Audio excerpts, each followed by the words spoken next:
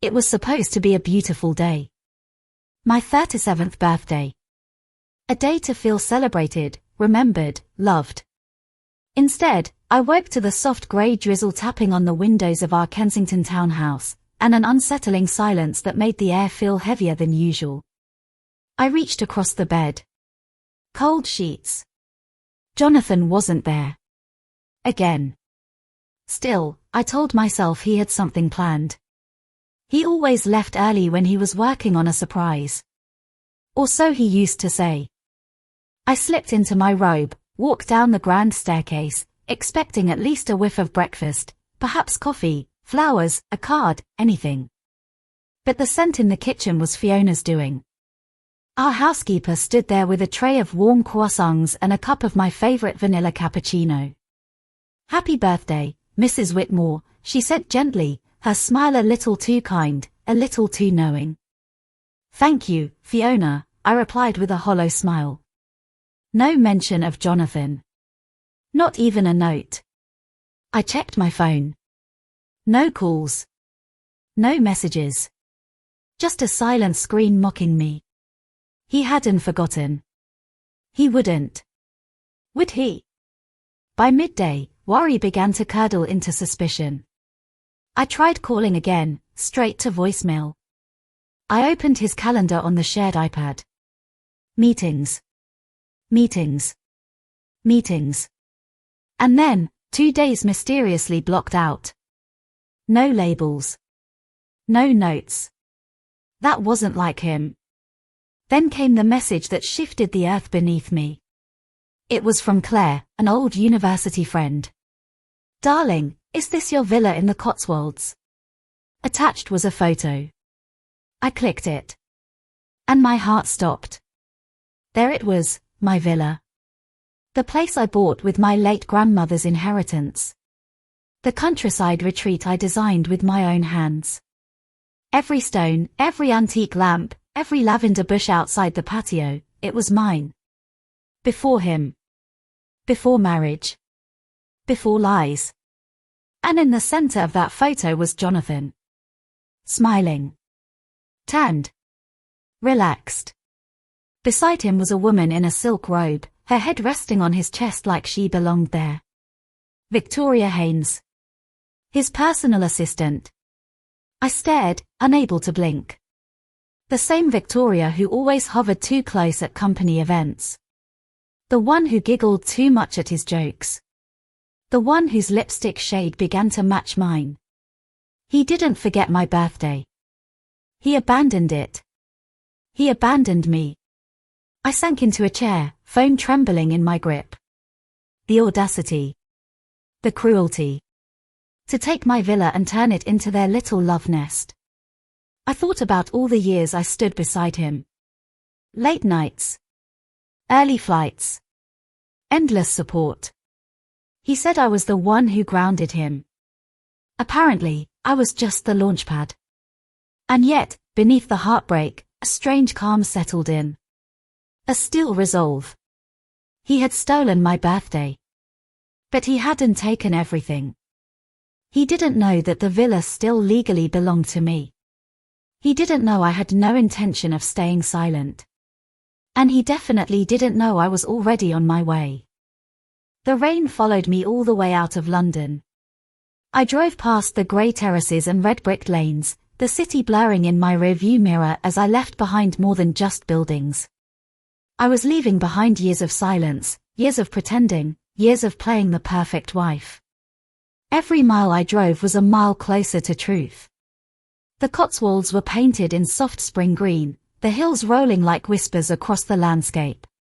But my heart, it was anything but calm. It thudded with every turn, louder with every bend. I was going to catch them.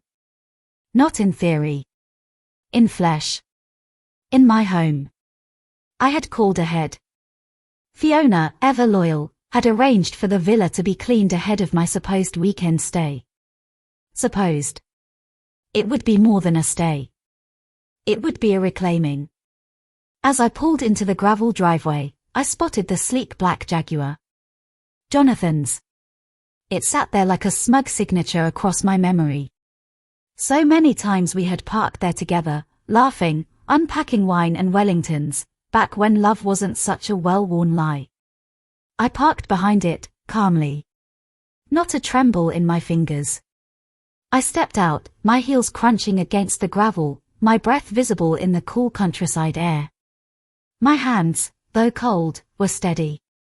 My mind was sharp. I knew the layout of this house better than anyone. I had chosen the doors, the windows, even the quietest creaks in the floorboards. I entered without knocking. I didn't need to. The villa was legally mine. And inside, it was exactly what I had feared. The scent of lavender candles. Her touch. Her voice echoed from upstairs, soft and giggling. Then his, deep, low, flirtatious. They were in my bedroom. My heels tapped against the flagstone floors as I walked through the kitchen, past the dining room I had designed, and up the staircase that once creaked beneath our honeymoon steps. At the top of the stairs, I paused. I could hear the laughter more clearly now. She was telling him a story. He was pretending to care. I pushed open the bedroom door. There they were. Half-dressed. Frozen. Their faces shifting from shock to panic in one agonizing moment. Jonathan stumbled upright, his shirt undone, mouth hanging open like a child caught stealing sweets. "Marissa, what the hell are you doing here?" he stammered. I didn't flinch. "This is my villa, Jonathan," I said, my voice calm but cold. "I thought it might be time I returned to it. Seems like you've made yourself quite comfortable." Victoria clutched the sheet, her lipstick smudged and her eyes wide. "You can't just walk in here," she said, her voice sharp, trembling. I turned to her, a slow, deliberate gaze. "I can walk into any property I own, dear. And this one, every stone of it, is mine." Jonathan looked like he might be sick. I let the silence hang in the room for a moment longer. I wanted them to feel it. The gravity. The disgrace. And then I turned, walked back down the stairs, and dialed a number on my phone. "Charles," I said. "Have the solicitors prepare the transfer forms. I want every part of this house locked down. Oh, and inform security. I'll be staying indefinitely." I didn't need to raise my voice. The war had only just begun. The next morning, I awoke to the scent of fresh coffee. Fiona, ever efficient, had made herself useful. She didn't speak much, but the way she looked at me spoke volumes. Pity. Curiosity. Perhaps a trace of admiration. I couldn't blame her. After all, I had walked into the heart of betrayal and walked out with my head held high. I wasn't broken. I was just getting started. From the drawing room window, I saw them leave. Jonathan and Victoria, scrambling into his car like two misbehaving schoolchildren summoned to the headmistress's office. I sipped my espresso and watched them disappear into the misty Cotswold roads. He hadn't dared speak to me since the night before. He knew better. But silence could be manipulated, and that was exactly what I planned to do. By noon, I was seated in the conservatory, laptop open, fingers dancing across the keyboard. Emails. Transfers. Legal arrangements. Charles, my solicitor, was brilliant. We had started the process of asset review. It turned out, Jonathan had been careless. His spending on Victoria was not just unethical, it was traceable. Especially when it came from accounts linked to the business we technically shared. I smirked. The man thought he was smart. He was clever, yes. Charming too. But he had underestimated one vital thing, me. While he'd been toying with Victoria, I had been quietly gathering bank records, credit statements, witness accounts from staff who'd seen too much and been ignored for too long. I had even begun a side investment, one he had laughed at when I first mentioned it. That same investment had now tripled in value and was entirely under my name. This wasn't just about revenge. It was about strategy. My phone buzzed. A message from Charles. Just received confirmation. Victoria Haynes has been siphoning consultancy fees through a shell company linked to Jonathan's estate trust. I smiled. Sweet, delicious irony. She wasn't just a mistress. She was a liability. A liability Jonathan couldn't afford, not professionally, not legally. And so, I made a decision. It was time to invite him to talk. But not in private. No, that would be too easy. Instead, I arranged for a small gathering at the villa. A weekend garden party, tasteful, refined, and impeccably timed. All our usual friends, colleagues, and family would be invited. It would be the kind of affair where people wore tailored linen and whispered over flutes of champagne. I wanted witnesses. By Friday, the villa had been transformed. Cream parasols. Crisp white linen. Wildflowers. It looked like something out of a bridal magazine, only this time, the bride had claws. As I walked amongst the arriving guests, I played my part flawlessly. Marissa Whitmore. Devoted wife. Impeccable hostess. Effortlessly radiant. But beneath the smile, I was sharpening my next move. And Jonathan, poor Jonathan, had no idea that by stepping into the garden that day, he was walking straight into a trap built with lace and laughter. The Saturday sun poured over the Cotswold villa like honey, golden, warm, almost suspiciously perfect. It was the kind of afternoon that begged for peace, but behind the laughter and clinking glasses, tension twisted through the air like a ribbon pulled too tight. I moved through the garden with grace, offering smiles and small talk. Friends greeted me with their usual admiration. They thought they were attending a charming countryside party. They didn't know they were walking into a carefully crafted performance. And the final act was about to begin. Jonathan arrived late. Not fashionably late. Tactically late. He strolled through the gate in a crisp linen suit, sunglasses perched on his nose, one hand in his pocket like a man entirely in control. But I could see the stiffness in his jaw. The hesitation in his step. And Victoria. She wasn't by his side. She wouldn't be attending today. Because I'd made sure of it. Darling, he said with false cheer as he leaned to kiss my cheek. You look radiant. And you look like you've lost sleep, I replied softly, eyes locking with his. Trouble dreaming. He didn't respond. Instead, he moved toward the drinks table, downing half a flute of champagne in one gulp. I let him. He would need something stronger before the day was done. The guests mingled. Laughter rose and fell like waves against the villa's ancient stone walls. But beneath the elegance and charm, eyes watched. Whispers circled. And slowly, without ever being told, people began to sense that something was brewing. Then came the toast. I tapped my glass gently with a silver fork. The chime silenced the garden.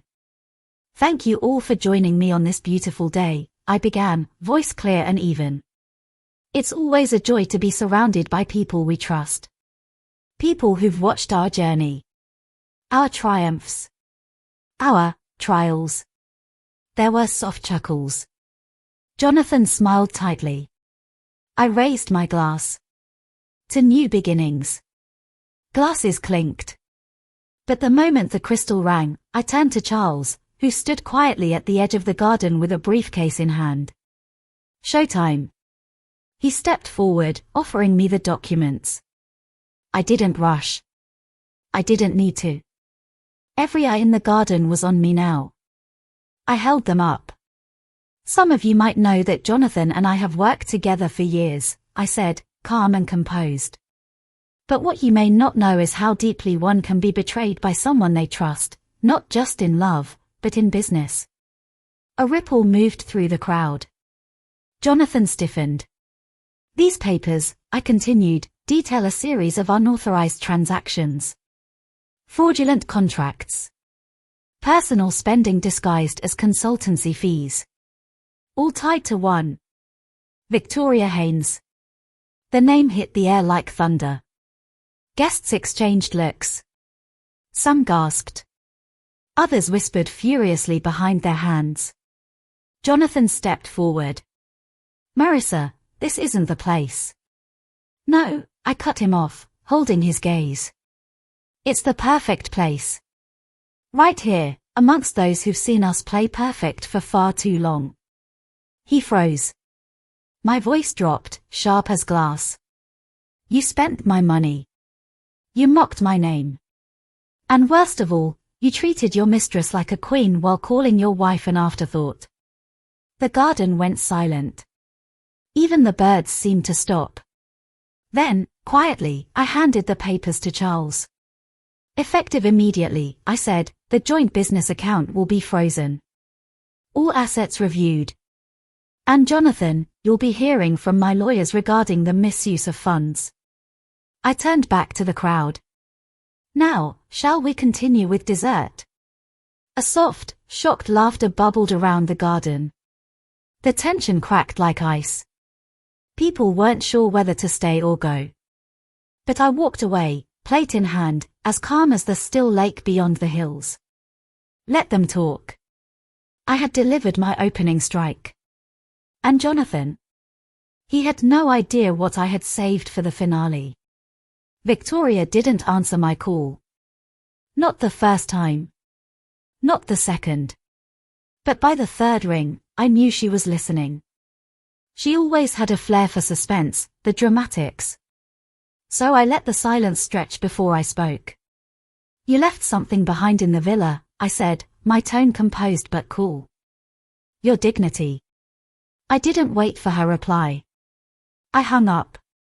The next morning, I arranged for my solicitor to visit the villa, our villa, the one Jonathan had so arrogantly gifted to her under my name. Legally, it was mine. Everything was. And by Monday morning, Victoria Haynes received a formal notice to vacate the property within 72 hours. But Victoria, being Victoria, had other ideas. By Tuesday afternoon, I received a video message from one of the housekeeping staff. It showed shattered porcelain on the floor, expensive linens burned, and walls defaced with red lipstick. She wasn't leaving quietly. I stood in my London flat, watching the footage again and again, strangely calm. Let her throw her tantrums. Let her ruin silk and smash bone china. Those things could be replaced. But her pride? Her future? That was the true cost. I called Charles. "Let's make the press aware," I said softly. A private statement. Just enough to light the match. By Thursday, the headlines began to shift. CEO's wife reclaims mansion in stunning legal victory. Haynes evicted amidst financial scandal. Marissa Whitmore, the quiet force behind the empire. Jonathan stayed silent. I imagine he was buried somewhere in legal documents, trying to clean the mess. Or perhaps drunk in a hotel bar, trying to forget the day I'd reminded the world who I was. But Victoria, she didn't go quietly. She made a last desperate move. One night, just as dusk fell over the London skyline, I heard a knock at the door. I wasn't expecting anyone. My hand hovered over my phone as I walked to the entrance. And there she stood. Hair wild. Eyes red. A silk scarf barely hiding the tremble in her hands. "You ruined everything," she said. No greeting. No grace. "You handed me the matches," I replied. "I just lit what you built on lies." She stepped forward, angry, desperate. "He loved me." "No," I said quietly. "He used you. Just like he used me. The difference is, I learned. I could have called the police. I could have slammed the door. But instead, I let her speak. Let her see the life she tried to steal, now return to its rightful owner." She left that night sobbing into her hands, her heels clicking down the hallway like the closing notes of a poorly written play. I watched her go with no regret. Jonathan had tried to hide her in my shadows. Now she was standing in her own. For weeks, Jonathan remained a ghost. No calls, no messages, no presence in court. His company stock was plummeting. Victoria had retreated into the shadows. And me? I was thriving. The press had painted me as both ruthless and resilient. Headlines adored me. Boardrooms respected me. And for the first time in years, I could hear my own thoughts without the echo of his voice. But then, just as things began to settle, he returned.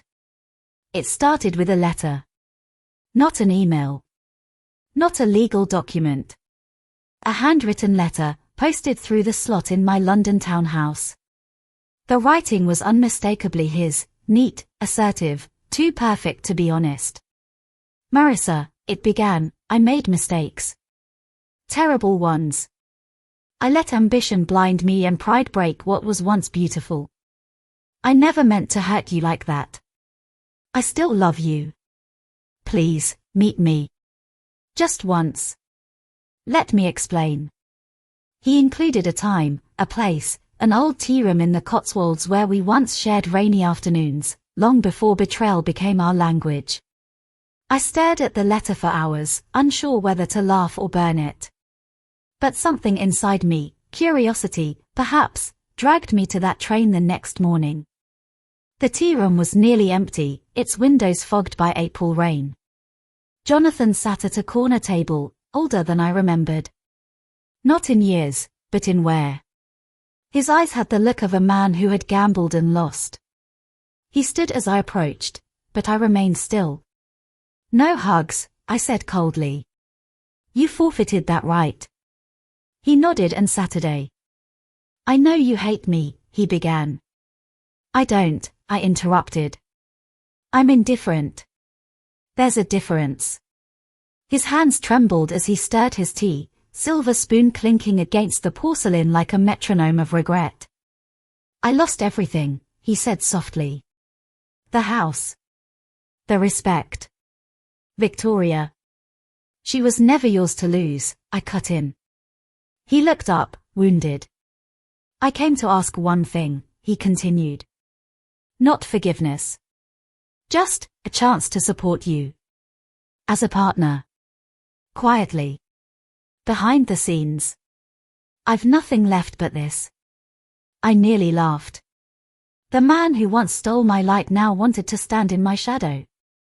No, I said simply. But I can help. You've done enough, I stood. And I'm not your redemption story, Jonathan. As I walked out, the bell above the door chimed like a final note. That was the last time I saw him.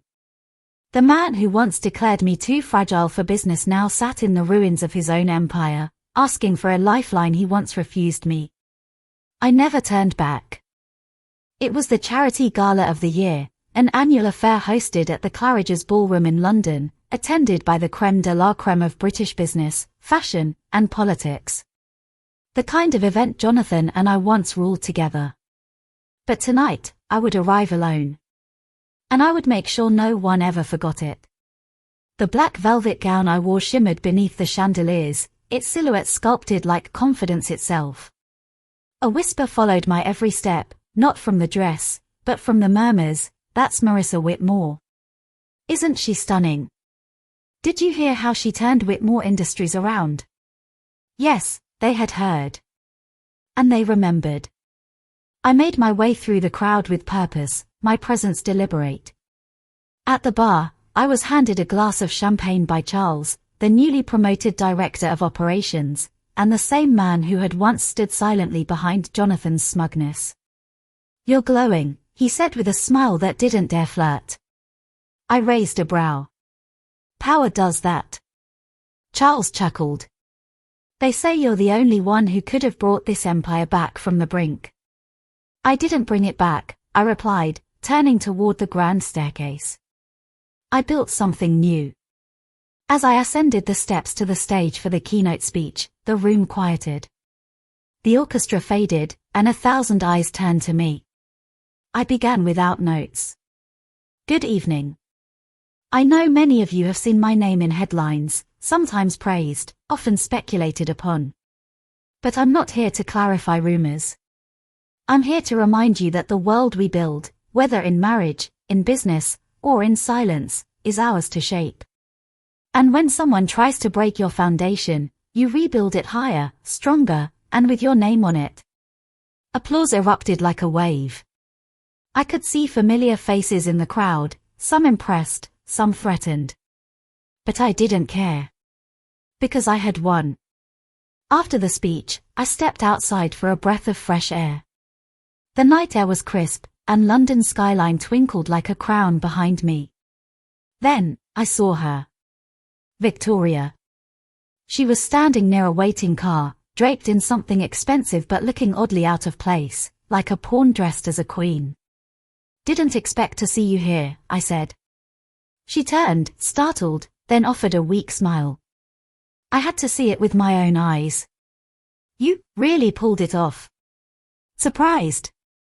I asked. She shrugged. I thought you'd fall apart. And you bet on the wrong woman.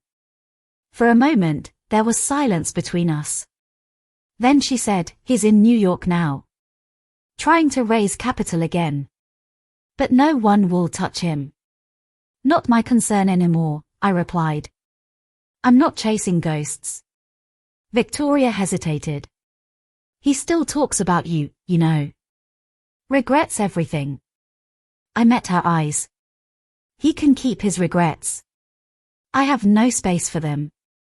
With that, I turned and walked back inside. The orchestra played again. Glasses clinked. And somewhere in the crowd, people whispered not about the scandal, but about the woman who rose above it. That night, Marissa Whitmore wasn't a headline. She was a legacy. Summer in the Cotswolds had a peculiar charm, serene, elegant, deceptively calm.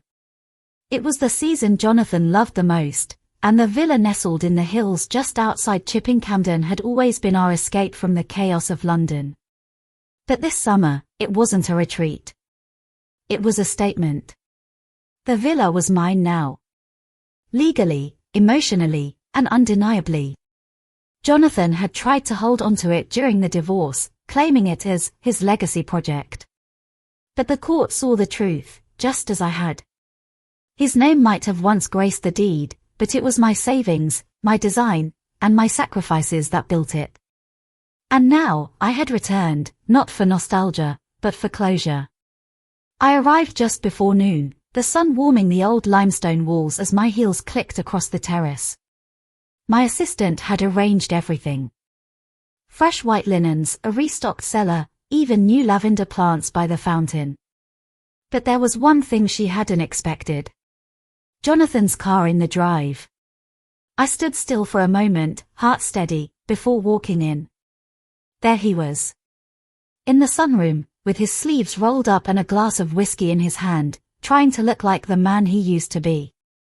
Trying to pretend he still had control. You shouldn't be here, I said simply. He didn't flinch. I needed to see it. One last time. The villa? I asked, stepping inside. Or me? His smirk faded. You've changed. No, I said. I just stopped pretending. He looked around the room, then back at me. Everything's changed. Victoria left. Investors backed out. And the board removed me last week. I've lost everything. I paused by the window, watching the breeze sway the lavender. You didn't lose it, Jonathan. You gave it away. He placed the glass down. And you really don't care anymore, do you? I turned to face him fully. I cared for years, Jonathan. I carried us through failures, through silence, through your betrayal. But caring for you nearly cost me myself. And I finally chose me. He was quiet. For the first time in his life, truly speechless. Then he asked, do you still hate me? I shook my head gently. No. That would mean I still give you space in my heart. And I need every inch of it for the life I've built. I walked past him, toward the door. Before stepping out, I looked back once. You were right about one thing, I said. This place is a legacy. Just not yours. And with that, I left. The door clicked shut behind me, not with anger, not with sadness. Just with certainty. The sun was setting gently across the hills, bathing the villa in gold. But for the first time, it wasn't just beautiful, it was free. And so was I.